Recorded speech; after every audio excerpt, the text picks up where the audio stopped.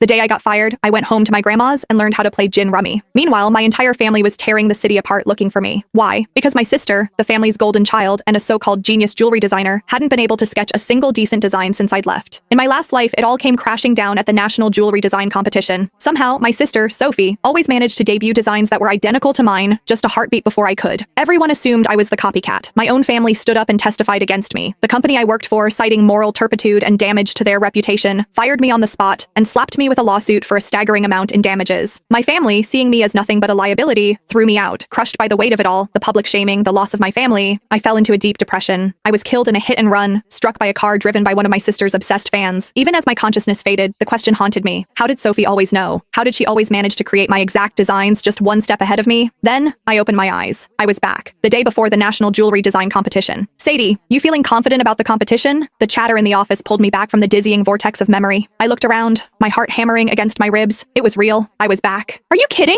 Sadie snagged the Designer of the Year award 3 times running, a colleague, Maria, said, giving me a playful nudge. She's got this in the bag. I managed a weak smile, unable to form words, because only I knew what was coming. In my last life, I submitted a design I had poured my soul into for days. On stage in front of everyone, I was branded a fraud. They displayed 2 sketches on the main screen. They were identical, down to the last delicate line of filigree on the setting. But the timestamp on the other submission was a full day before mine. And the artist? My dear sister, Sophie Walker. She stood in the audience, her eyes wide and red-rimmed, staring at me with a look of shattered betrayal. She brought a microphone to her lips, her voice trembling as it echoed through the auditorium. Sadie, how could you? If you were blocked, I would have helped you find inspiration, but to steal my work? Why? I was frozen. That was my design. It had lived on my encrypted laptop, unseen by any other human eye. Before I could even begin to explain, the crowd erupted. Get the plagiarist off the stage. The nerve of her, showing up with a stolen design. She doesn't deserve to be a designer. Fraud. I grabbed a microphone to defend myself, but my voice was drowned out by the jeers. A few scattered voices of support were quickly silenced when my own parents took the stage. They held up photos of Sophie, supposedly working through the night at her drafting table at home. They spoke of their profound regret, of how they were ashamed to have a daughter like me, and announced their intention to sever all ties. After that, it was over. No one believed me. Security escorted me out of the building. The moment I turned on my phone, it was a firestorm of hatred. Back at my apartment, I checked my laptop. No viruses, no spyware, no remote access logs. The computer and my physical sketchbooks had been with me at all times. There was no conceivable way the design could have leaked. But Sophie's was identical. Every idea, every spark of inspiration, every line I drew, it was all mine. I could not have copied her. It was impossible. Hey, Sadie. Maria's voice cut through my thoughts again. I heard your sister is competing this year too. Any friendly family rivalry? Who do you think will take home the top prize? Not long after I'd started at this firm, Sophie, by some mysterious coincidence, had gotten hired too. The mention of her name sent a jolt of pure terror through me. My fists clenched so tightly my nails dug into my palms, drawing blood. My sister, Sophie. When she was born, she didn't cry. While all the other newborns in the nursery were wailing, she was silent. My mother, convinced it was a bad omen, brought in a spiritualist, a so-called seer from the mountains.